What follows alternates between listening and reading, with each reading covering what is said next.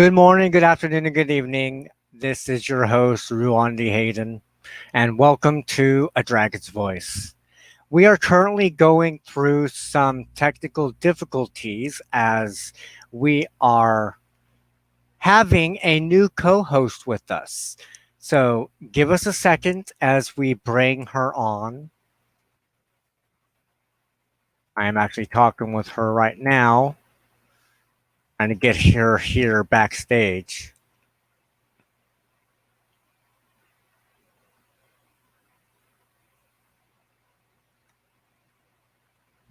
So while we are waiting for Caru to go ahead and get things situated, because she's never been here on our backstage.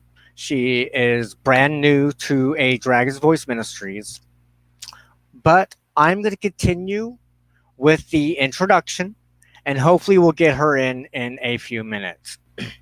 So, A Dragon's Voice is a weekly broadcast of A Dragon's Voice Ministries, the media arm of the House of Dawn. This week, as I mentioned, we have a special announcement. We will be joined by a new co-host, Caru. Caru is a Patreon patron of this ministry. She is the head of an organization which is near and dear to my heart, the Celtic Church of Dynion, Mwyn. She is a member of the White Robe Council of the Elderwood Grove clan, as I am. She's not new to shamanic practices, seership, and witchcraft. While we hold different paths, we both have a love for Welsh, Irish, Scottish, Germanic, and Norse history. Caru likes gardening, and most particularly herbal lore and healing. She enjoys helping others. Now give me one more second as I send her the link, and hopefully it'll let her in now.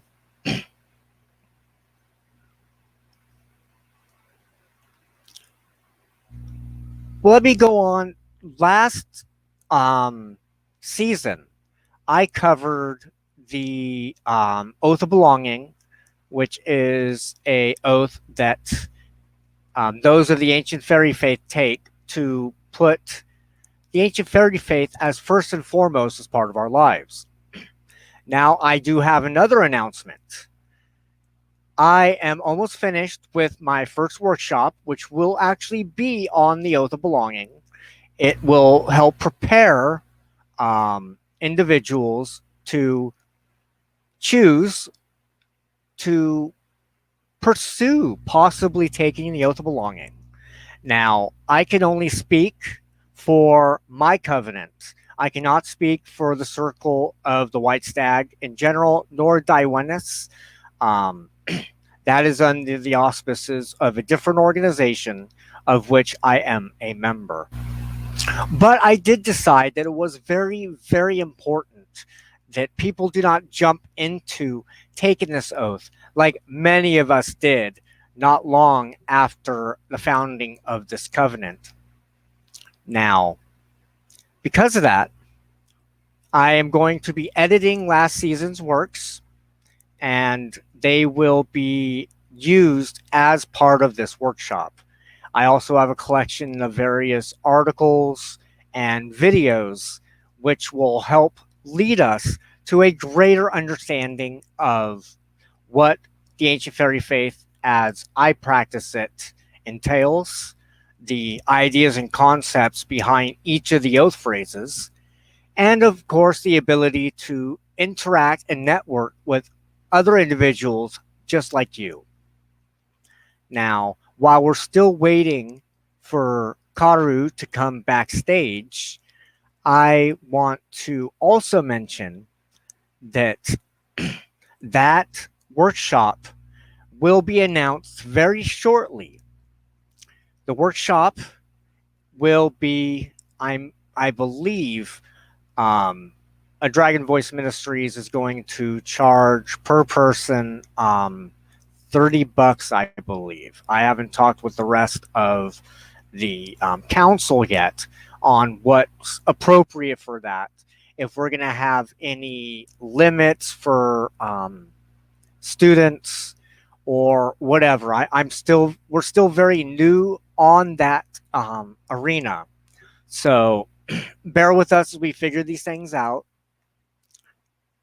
And we are still having technical difficulties, which does happen. Um,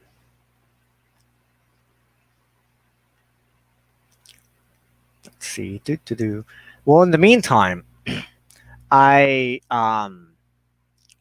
wanted to let people know that this ministry is being sponsored by my Patreon patrons and viewers like you. And if you wish to help financially this ministry to grow, you can go and actually become a patron over at my Patreon page, which is patreon.com/RuanDHayden, as it shows down below. I have a variety of articles, some that are public, some that are for patrons only. If you are a patron, you automatically get access to um hold on.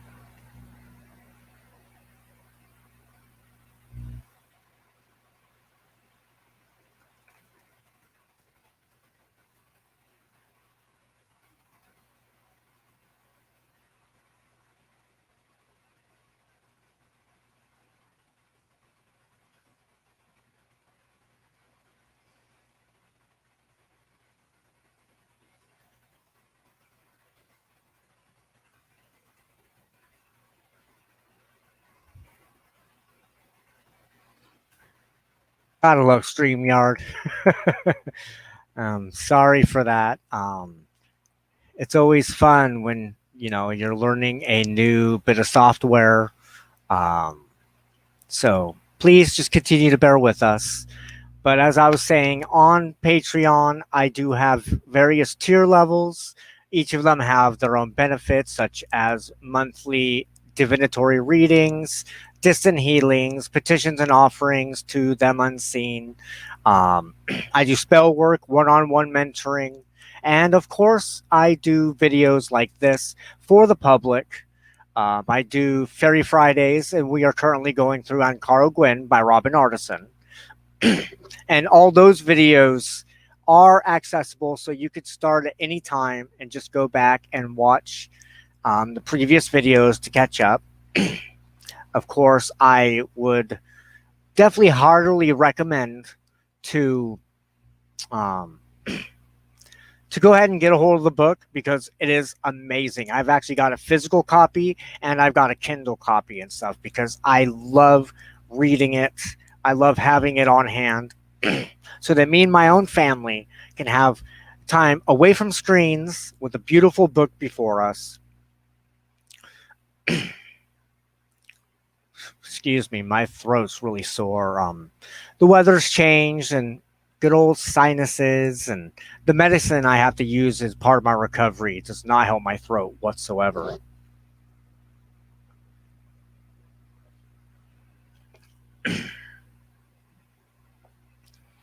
But also, if you want to know more about what my services do entail, you can go to my website at ruandhayden.com, and I've got most of them listed there.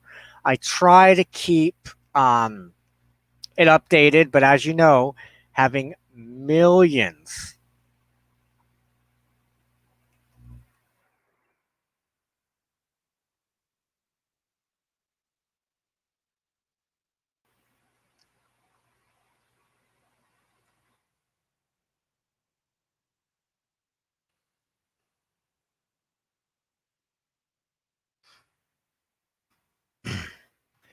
still working on this invite. Sorry, everybody.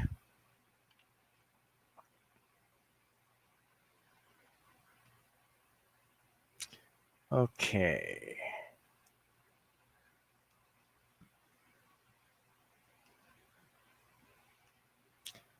Hold on one more second. We are working on getting Karu into this wonderful beautiful StreamYard software. Now, in this new season of A Dragon's Voice, we are going to be doing something different. Not just the fact that we have a new co host, but we have decided to pick out quotes from relevant material in the published world. And we decided to start with and Carl Gwyn. Excuse me.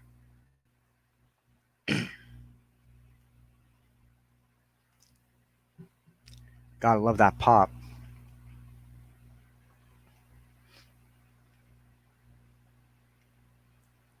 So give me a minute. I am so sorry that this seems so unprofessional, but that's exactly it. This is about being real, about no masks, no facade, about really building a relationship with each other. For that is, in my opinion, the heart of the ancient fairy faith is relationship, is communication. And as we know, sometimes those things that are supposed to make our lives so much simpler, in fact, do very much quite the opposite. They tend to drag us down, make things more difficult, and unfortunately, this is one of those situations. Love my ginger ale. But as soon as we get Caru in here, I will go ahead and reintroduce her because it's only fair that we don't talk about people behind their back. Oh, it's so hot over here.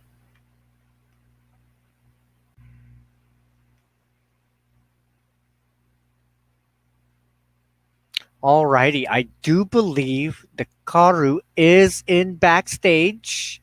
And let me go ahead and reintroduce her. So, this, of course, is season 2 of A Dragon's Voice. Now, Caru, excuse me, is a Patreon patron of this ministry. She is a leader of an organization which is very near and dear to my heart, the Celtic Church of Dynion, Mwyn. She is a member of the White Robe Council of the Elderwood Grove clan, as I am. She is not new to shamanic practices, to seership and witchcraft. Now, we may hold different views of different paths, but we both have a love for Welsh, Irish, Scottish, Germanic, and Norse history. Caru loves gardening, and most particularly herbal lore and healing. She definitely enjoys helping others. Now let's go and bring her on stream. Hello, Caru, and welcome to A Dragon's Voice.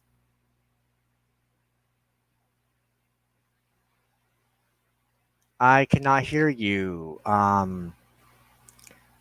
Maybe check out the mic. It seems that you're not mute. Here.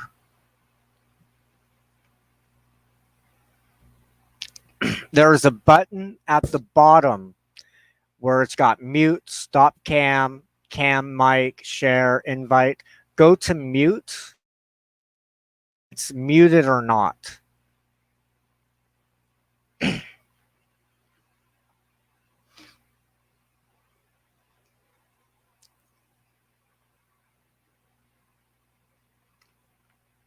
Sometimes when you come in, you need sometimes when you come in to the studio, when you go ahead and you put in your name, they've got a section for the cam mic area. If you can pull that up, pull up audio, on there you'll have mic and speaker, and you can choose which mic you will use. And so maybe it didn't automatically pick up because sometimes it will not pick up and you have to go in roundabout way. Let's see.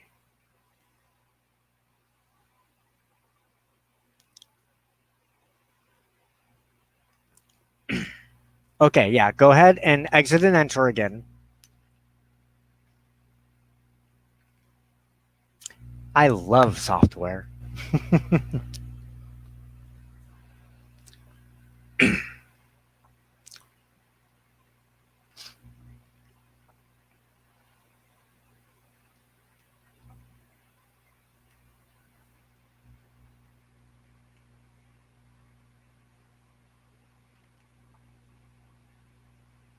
Sorry about that, guys. Just give us a second as we get this thing rolling again.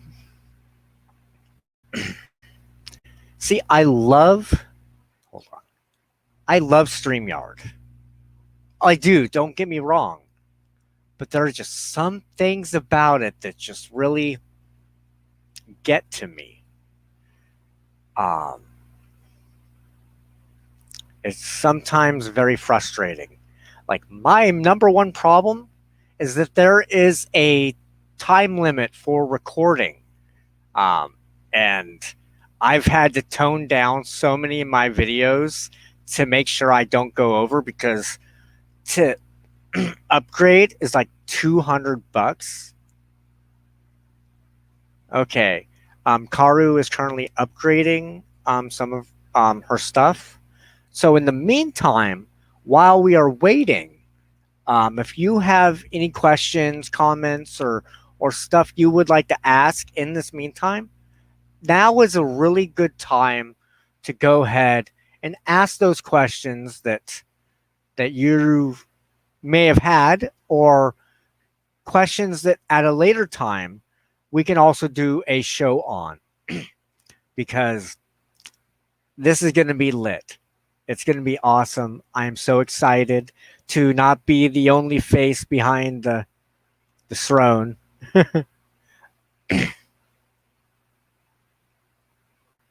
Okay. So yeah, in the meantime, as me and Caru get this all situated, if you've got any questions, comments, concerns, for me about this ministry, about witchcraft in general, go ahead and throw them my way. And I will even take notes and maybe even do a show focused on your question, comment, or concern.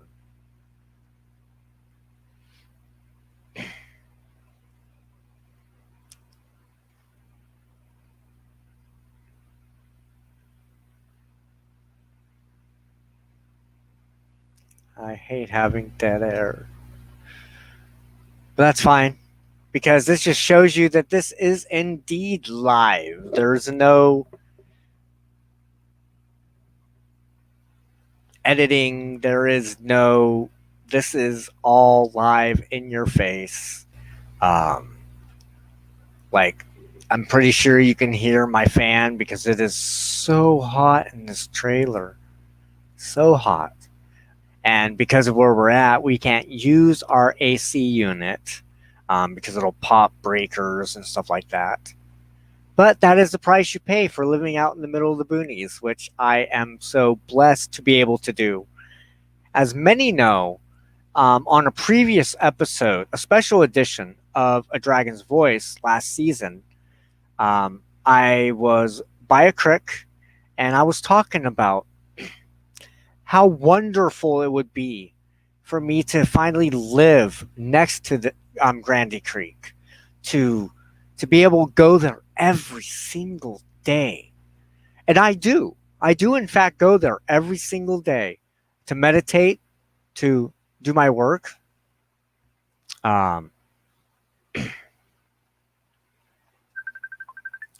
See if we can do it this way.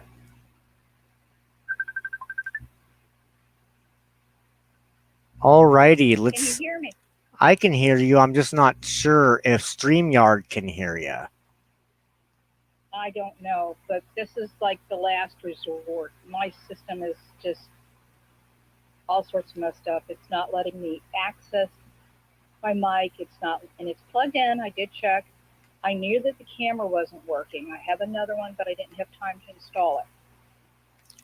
Okay. So I thought we're down to me either typing in my responses, or if you can put this phone next to a speaker, we'll go like this. This might actually work. If there's anyone viewing the show right now, and I've got Karu called in through Facebook Messenger.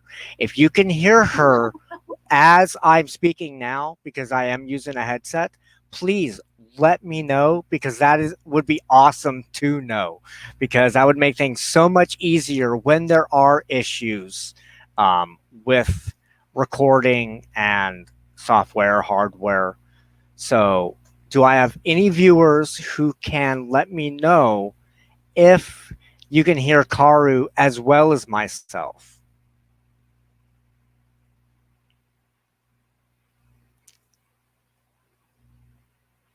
I don't know if we've even got any viewers right now. Um, let's see.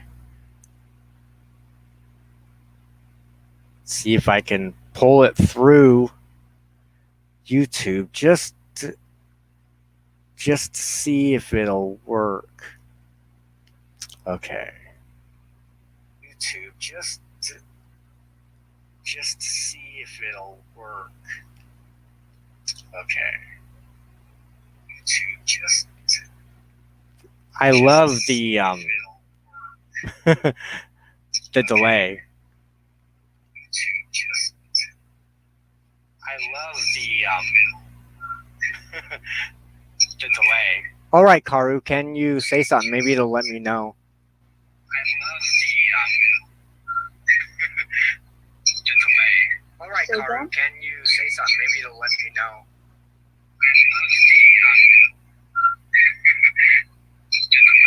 All right, Karu, can you say something? Maybe it'll let me know. Okay, half a second. It sounded like it may have actually worked. I think so. Well, alrighty. Um, we will go ahead and do it this way. I can show the messages that are left as comments, so we may have to try things that way for now. Um, thank you. I took your advice and tried to groom up a little bit. Um, but let's see. Um, so, welcome to A Dragon's Voice. Now, before we get into today's topic, why don't you tell us a little more about yourself? Since we both have a history with that highly controversial witchcraft tradition called Dynion and Mwyn, could you tell us a little more about your time um, with the tradition, and maybe some of the things that drew you to Welsh witchcraft? Well, I've always had an interest in the Celts and loved mythology and ballads and such. Also, I can remember where I was living in Fort Lauderdale thinking, oh, I'm probably the only witch in the county. So I started rather young, but not as young as you. I kept my eyes open. I actually came across Lady Way.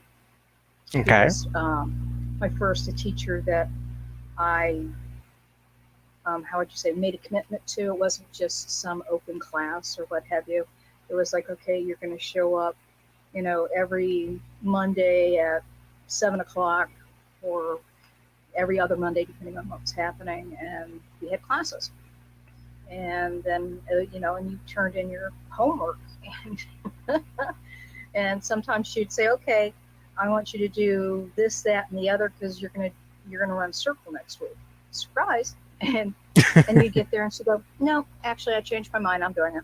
So you had to roll with punches.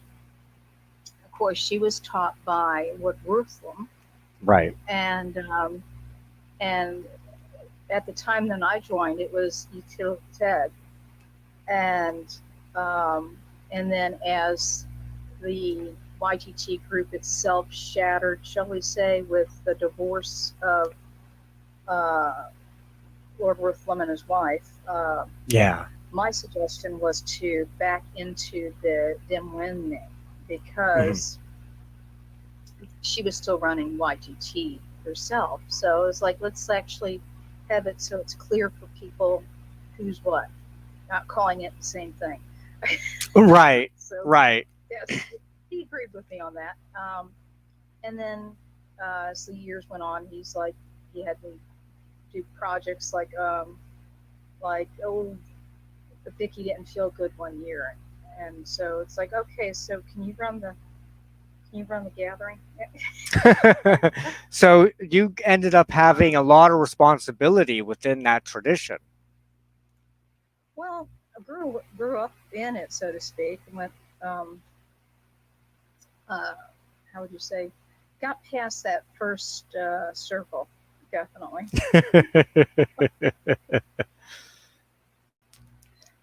Totally So get that, it. and you have to deal with it. Sometimes when you get to gatherings and such, you get politics, so you have to be aware of different personalities and if there's anything that is uh, maybe subjects to stay away from or things of that nature. But for the most part, people are pretty good when they show up to gatherings.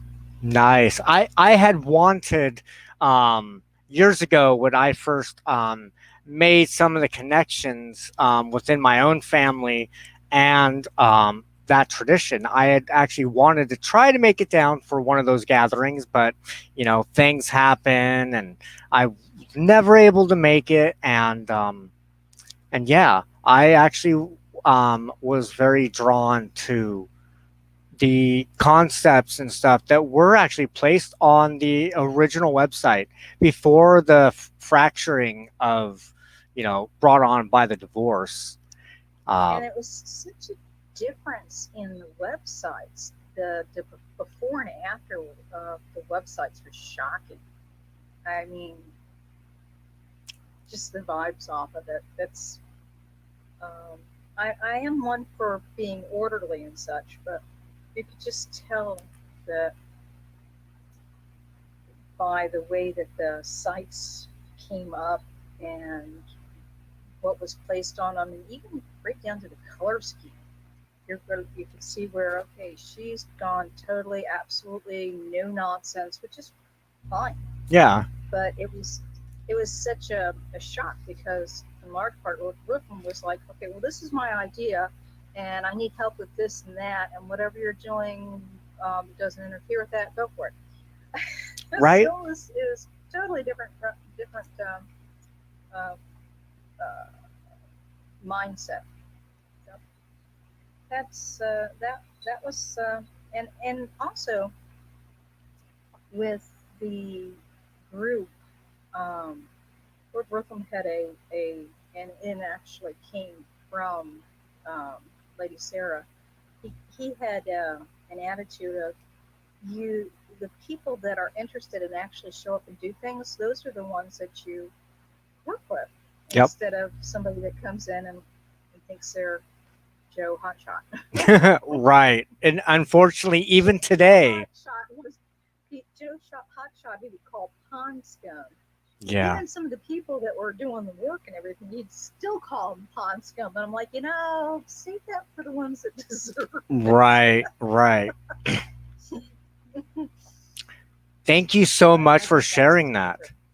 Thank you so You're much for so welcome. sharing that. Now, as you know, I am likewise a Welsh witch, and my own family tradition has a lot in common with the mytho-history of that organization, most particularly the connection to the bards and members of those branches of the House of Dawn, the royal houses of Aberfrau and Diniver. Now, we've been talking for quite some time about various topics. Today, We will begin a new set of topics built upon quotes currently from Robin Artison's book and Carl Gwyn, The Ancient Fairy Faith and Sorcery.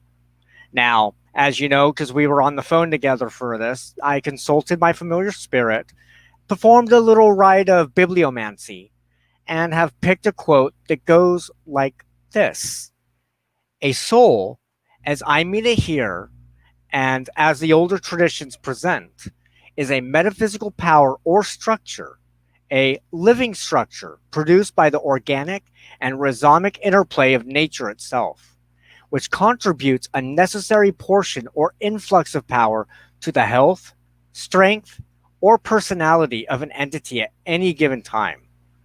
To lose certain others is to undergo death, and the separation of all the souls that together make up a person or a being's identity within a given world or context. Now, I know that's a really long quote, but I think. You can, Go ahead. oh, I was going to say, is we can kind of break that down to just remove some of the superfluous parts. Which So a Robin is soul good is a at. structure. So Yes. a soul is a structure. And if you lose part of it, you can be severely hurt. If you lose, so of the three souls is what he's referring to. Mhm. If you lose another part, you could shatter the whole bond, and every soul goes their own way.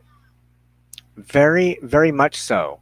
Um, Now, in various post Indo European cultures, we learned that instead of being consisting of three parts, mind, body, spirit, many ancient cultures actually believed in the idea of soul multiplicity. Now, my understanding of this is that it is the idea that instead of entities consisting of one soul or spirit, that we actually have various types of souls. Now, in the ancient fairy faith, we focus on two major types of souls: the breath soul and the wandering soul, while recognizing that there are indeed many different types, such as plant souls, named souls, even tree and stone souls. Yes, definitely. Now, the one I thought was very interesting is the first culture that I would like to speak of is that system which is talked about among the ancient Egyptians. Not only is there the physical form, but it seems that there were 8 immortal or semi divine parts that survived death. Now, I think the names for these types of souls is the Ba, which is a human headed bird which brought air and food to the deceased, but traveled with Ra during the evening tides. There's the Kaibit, the shadow of a man that partook of funerary offerings and detached itself from the body and travel at will, so kind of like the astral body, but usually stayed near the Ba. The Aku, which is the immortal radiant part that lived on in what's called the Sahu. Now, the Sahu was the incorruptible spiritual body of man that could dwell in heaven and was what was actually judged by Anubis. Um, then there's a few others. Now, while we don't necessarily have the same worldview that the Egyptians had, partially because unfortunately those worldviews are no longer extant in the physical world, and so we can only guess at what the lore that we do have actually does express. Um, my understanding is that, as you mentioned, there being predominantly known three types. Now, these were usually mentioned by psychologists and natural philosophers that did posit that there were three selves: the conscious, the subconscious, and the superconscious, or the lower, the middle, and the higher self. Mhm. Now, can you explain your understanding of those three selves that you were talking about?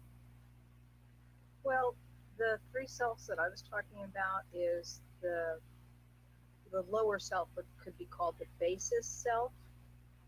and then you would have the talking self, and then you have the upper self.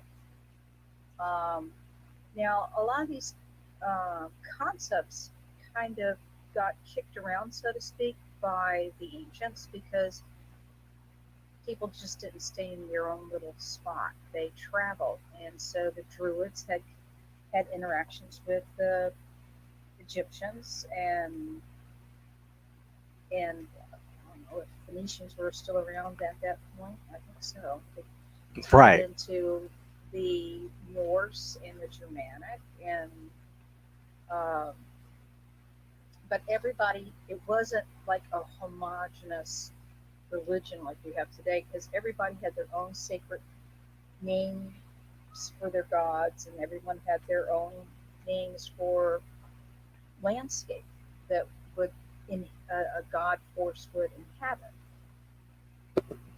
So you have other types of beings that you're inhabiting in the wild, and you have beings that you're interacting with and relating to, and but you're also relating to yourself. You're relating to um, well, we've got talking self that doesn't shut Monkey up. mind, as Joseph Campbell would call it. Yes, and then you've got the basis self is almost like the fetch, or could be Okay. considered the fetch, and but it also ties very much into your body. It's ku, I believe, is what the Egyptian closest match would be, I believe and then so. I know that it is mentioned among Thelemites, the Kuans and the Cobbs, and Aleister Crowley, um, and I never really understood that until I actually started reading more about soul multiplicity, and actually the Book of the Dead itself. So yeah, well, I and it's not just, for example, the Celts and the Germanic tribes and such. The Hawaiians, your Polynesians, also had similar thoughts. So it's only been in more recent times that people just settled into having one soul. I guess it was easier for somebody to explain that way. right, right. So maybe for the last 1,000 years, and prior to that, people understood you had more than one, and you could damage some. They weren't. People think these days they're like, well, my soul's immortal; it can't be damaged. Well, Right. so that's just a little bit of what I can think to say at this point. No, I completely understand, and I know it wasn't that long ago, but I had been discussing the idea that like in a lot of the revealed religions, there's this idea of a hard self, that your personality is what exists beyond into the afterlife, and as I've learned personally, because I used to believe that there's a lot of overculture that teaches that when you die you either go to heaven or hell, and the concept is that you, in your essential self, is actually immortal, and so you have all your personality, your sin, and all that was part and parcel. There really was only two real separations. You've got the body and you got the spirit. I found out because my grandmother was a practicing Jew. I found out that actually in the Kabbalah that there were actually various types of souls itself. You had the nefesh, you had the ruach, you had all Yes. these others, and that it actually matches well with, as you mentioned, the Norse idea, the um, that we are told in the revealed religion that the god of this world was the prince of the power of air. Lucifer is what a lot of people say is the god of this world. But then I started thinking about it, the folkloric devil, not the theological, but the folkloric devil, and how he was very much a wind spirit.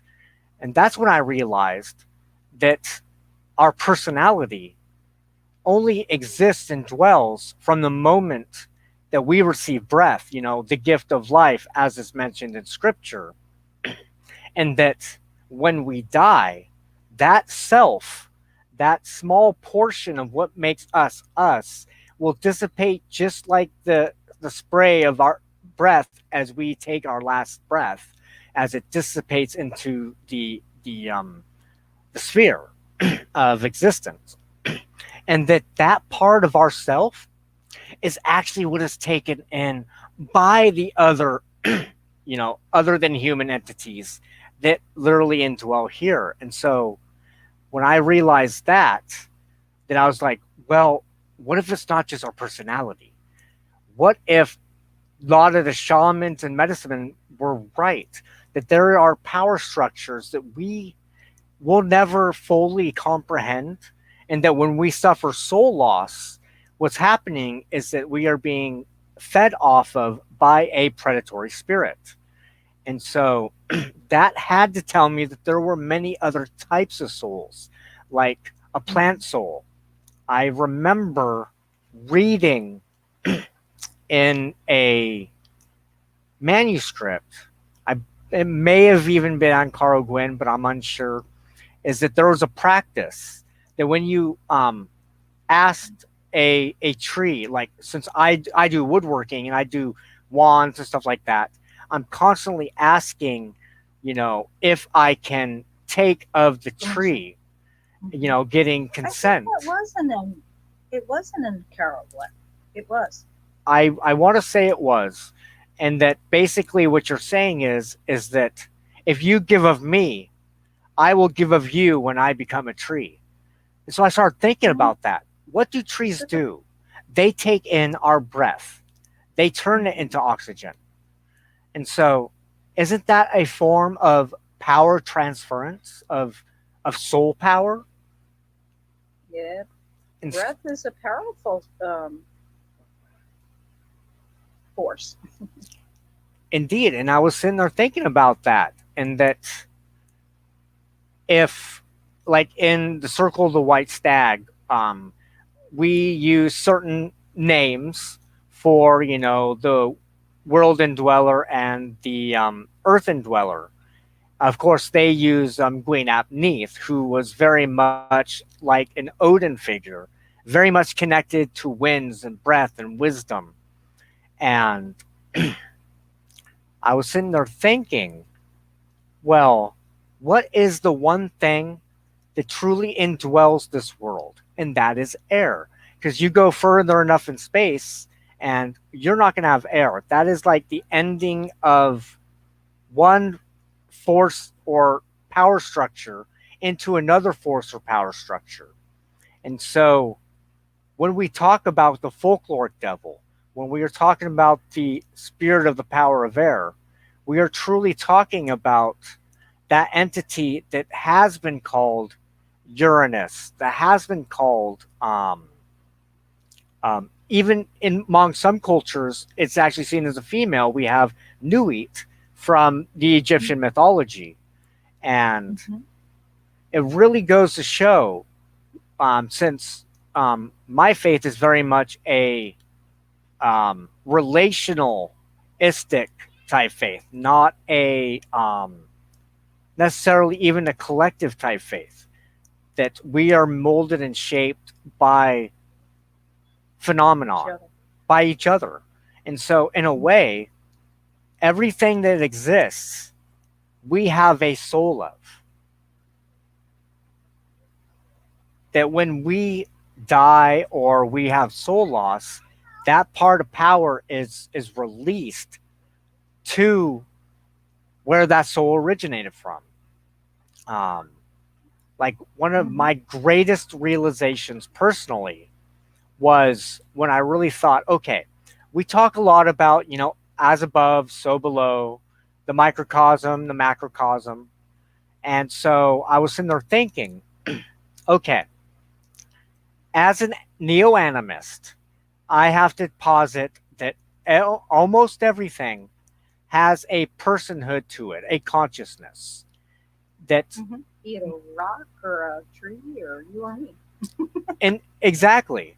And so that we are molded and shaped by our interactions with such. So automatically right there, we don't have a hard self. Hard self means you're rigid. Only you can change yourself through some sort of transcendent something or other. That when we eat, we death is a very powerful tool of power release in itself, and that's why it's viewed as very sacred and not to do it haphazardly, because that creates a debt. But that those things that we take and we give back are literally parts of our souls, and so that there is indeed the idea that just as we have billions and billions of red blood cells, white blood cells, stem cells, brain cells, that each of them can be seen as a living person working together. And just as we are a conglomerate of forces to make us human, that the same thing goes with everything around us. So like when we talk about the earth indweller, we are talking about Gaia in totality, but we are also talking about the localized spirits, her handmaidens, her servants, even though we don't use the idea of a hierarchy. And so I was very, very awakened to just how fluid life really is. And that's kind of a reflection of how the Celtic personages of divinity, I guess you'd call them, gods, goddesses, be it you just have it with a capital G or a small one, but they're fluid. Why wouldn't we be? So it makes it so that you're not just okay, you're just nothing but all about being a farmer. And so somebody comes up to you and wants to know about fishing, you're like, go away from me. Oh, you could very well know about fishing too, and maybe, hey, that's your new field that you want to explore. So the one of the things about the Celtic gods that drove Christianity nuts was everybody had a very set little niche, and they were pretty much frozen in it. So it didn't allow for expansion or growth or change, and that's not organic. That's just not the way life is. And exactly, I remember talking last season on certain unwise cultural concepts inherent in some of the oath phrases of the oath of belonging, and I was looking back through on Carl Gwyn, and I made a realization, and it's written point blank and stuff, but there's a difference between reading something and having it sink in. And having to sink in. And that was the idea, because I've always been about pantheons. I was very much influenced by Hermeticism, where you've got an angel for everything, and so it was very much the same with like the ancient Religio Romana, because I was involved with Nova Roma and that micronational pathway. What I did notice is that when we use the term God, we are looking at it from a cultic expression. We are no longer seeing the entities for who they were as they actually interacted. We are now looking at it from a group standpoint where things have are must be stabilized as a cultural product of social um, interaction. And so in a way, you lose the the essence of that covenant, that pact that was made between that spirit that may have actually had that name and the actual individuals that had those fairy tales, those experiences. And so, like at the beginning of COVID, I had a very narrow idea of who Hecate was, or even the Morrigan, which is funny because the Morrigan is my wife's chosen entity. And we actually got Oh, statuettes of her everywhere, but I've really had no actual interaction with her personally.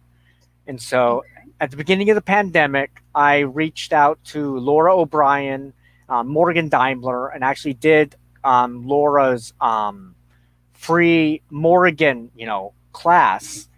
And I Mm-hmm. didn't realize just how the idea of pantheons can twist so much of what's actually there. Like, I did not realize just how in depth the Morgan is. The Morgan is so, like, I'm still having a hard eye understanding and stuff, just who she is, what she's known for, the actual folklore. I just thought, Mm-hmm. she was, an Irish entity, probably a goddess of sovereignty, love and war. I didn't realize how much she actually hated, what was it, Cuchulainn, because he wouldn't sit there and sleep with her. Um, and I was actually very surprised at how narrow minded I actually was. After 30 plus years, in the craft, doing my thing. And so I took that course.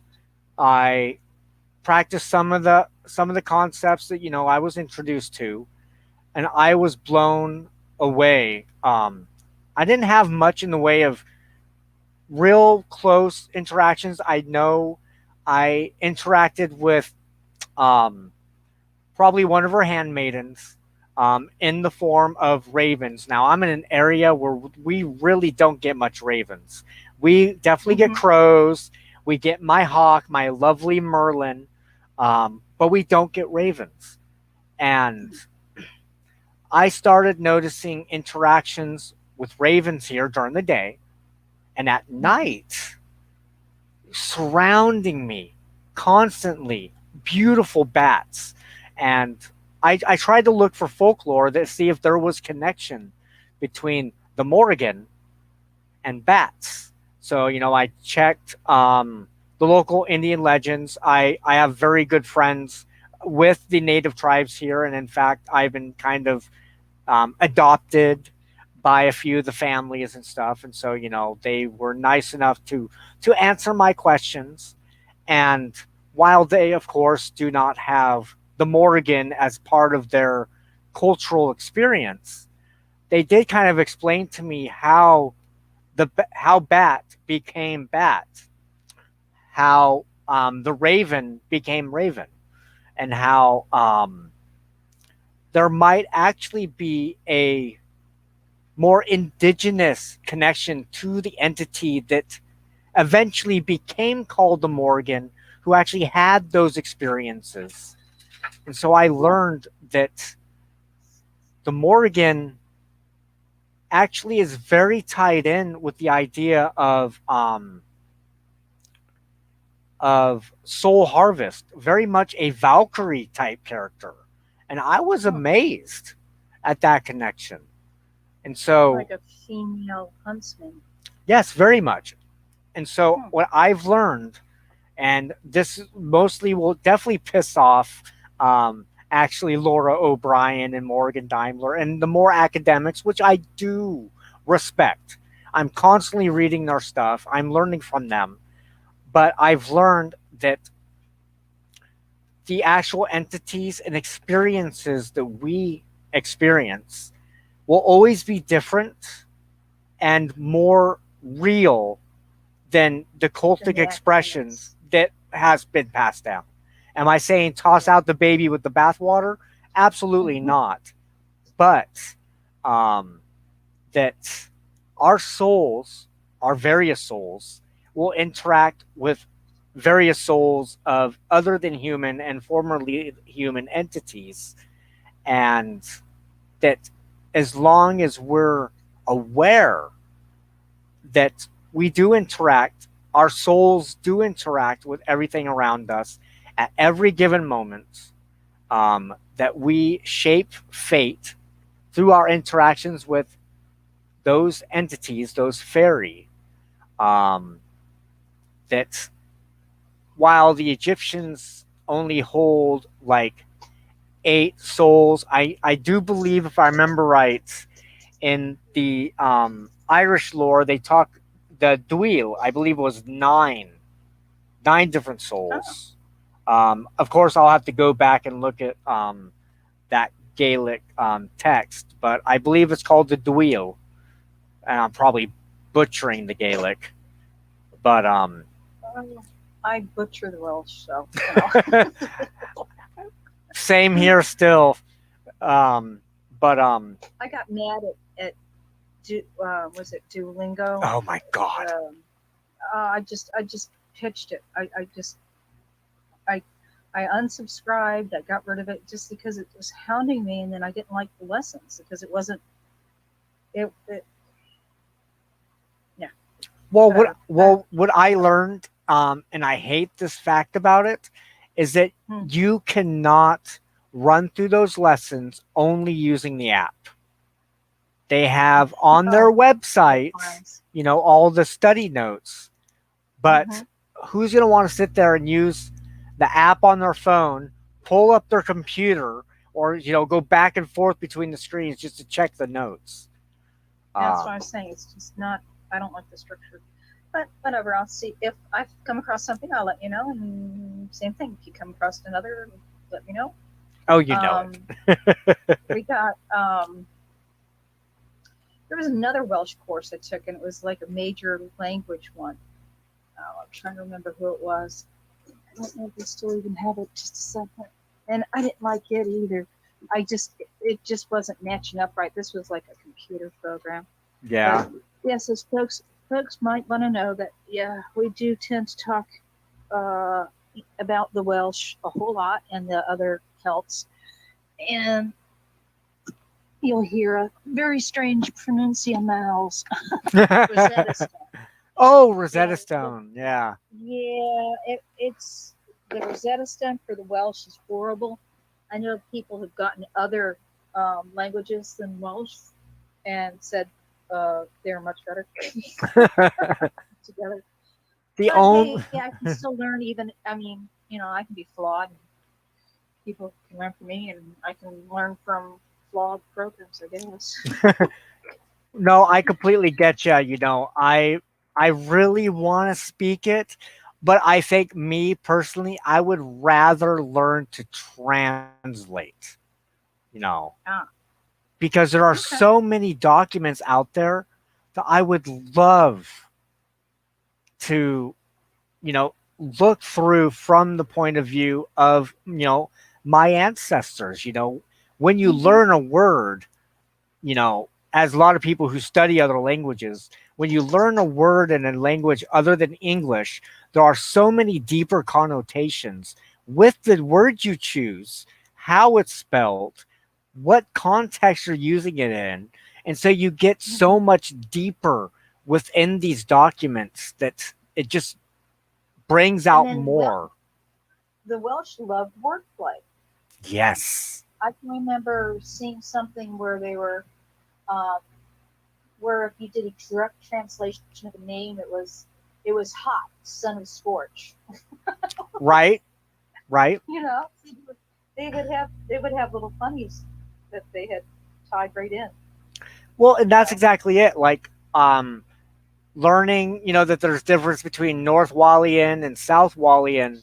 I was taught by my grandpa to spell Drake with two D's. It'd be more like Threg. Um, Mm-hmm. and that in Duolingo, that Mm-hmm. spelling is for With one.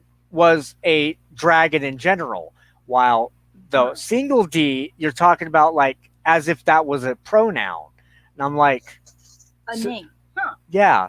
And so Huh. when I was doing the cover for the my traditions book of shadows, I put lace the thread, a dragon's voice, the voice of a dragon, and I Mm-hmm. was the dragon I was talking about was Dewey.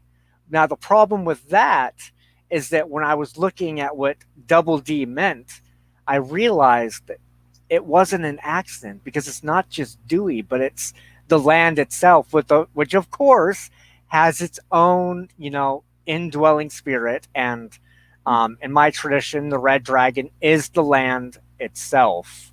Um, What's the white dragon? the white dragon, um, there's a few different views. Like the most common, of course, is that the red dragon is symbolic of the Welsh, the white dragon Mm-hmm. symbolic of the Anglo Saxons. Um, Now, my understanding is that the red dragon is, like I said, is the land itself, and that includes all. That includes the blood in your veins. That includes, physicality. The white Mm-hmm. dragon is actually the um, the spear line. So if we look at traditional witchcraft, we've got the distaff line and we've got the spear line, the male, the female, and so the Mm-hmm. white dragon um, is um, the masculine principle of the universe because each working together creates almost an Mm-hmm. electrical charge. As Ruthwim and many other people have said, all magical energy is psychosexual energy. And that's Well, it's also electric and magnetic. exactly. If, anybody that's read Baron is going to go like, yeah. Right. And so the white dragon is the polar opposite. And so you've kind of got, like you mentioned, that the electromagnetic positive negative charge that we use in our circles. Um, like many of us, make sure that the masculine and feminine polarities are opposite each other so that, Mm-hmm. you're building that energy. And it's the same thing with the red Like a and white. dynamo. Mm-hmm. Exactly. And in fact, that's Mm-hmm. what many people believe charges such places like Stonehenge, Preseli Hills, um, Maze Howe. There's the belief that the electromagnetic energy from the dragon lines, the tantads, the fire lines, which I wish people would quit saying is straight lines. That's not the way this works, you know?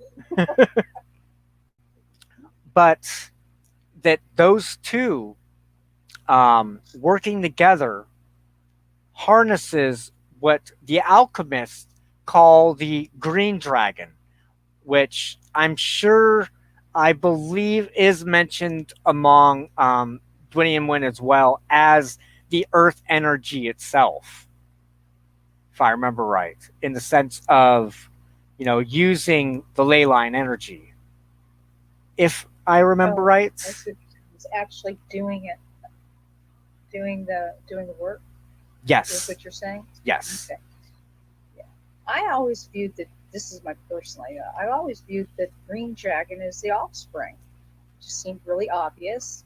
That they actually partake of both parents' abilities. So that's my take on the green dragon. That is actually very close. I remember to some of the other stuff I've learned. I remember my grandfather. He used to explain, because Celts love threes, and so he Mm-hmm. explained to me that the red dragon is the kill a bread, is the physical world. The Mm-hmm. white dragon is Anun, is the unworld. The green Mm-hmm. dragon is what most people think of when they think of the other world, the like Mm. my favorite way to explain it is in the original series of Legend of Zelda, where you've got Hyrule and then you've got the Golden Land, the land in its primordial beauty. That would Ah. be the green dragon. That is the primordial back in the time when the ancient harmonies were still followed before mankind broke their covenants and quote unquote fell. And so the union of the white dragon, the red dragon, does indeed come together and bleed together into the other world, which is the green dragon. And that's why the fairy creatures, like even the Atwilateg, were well known for being the gentry. And what color would they wear? They would wear green, the green. And that's exactly it. And then that's back when the peasants couldn't wear the green. Yes, exactly. Mm. Exactly. Well, I do believe we've had a pretty good discussion. I Have you got anybody that has chimed in with questions or anything? Or No, we haven't, which is fine and dandy. We can, of course, share it around. I, of course, will go ahead and look through it to see, how our sound went. And, if not, that's cool. We at least, had a good discussion ourselves and, yes. relationships all about it. I hope other people do join and like it. Just a suggestion, you could post the link itself to MeWe. So, Yes. Hey, check it out. Yes, definitely. Definitely. And in the meantime, we can see what we can do about getting things working on your end. If need be, I think maybe next time just be on the safe side. If it doesn't work, instead of answering on my computer, I will answer on my phone, and maybe it'll make it easier for us to have everybody here. Our fellow co-host Karu. Okay. Alrighty. Well, it was really good speaking with you. Thanks for having me. Thank you for And I being look here. forward to this. Awesome. All right. Take care. Take care. Bye bye. Blessings to all. Blessings.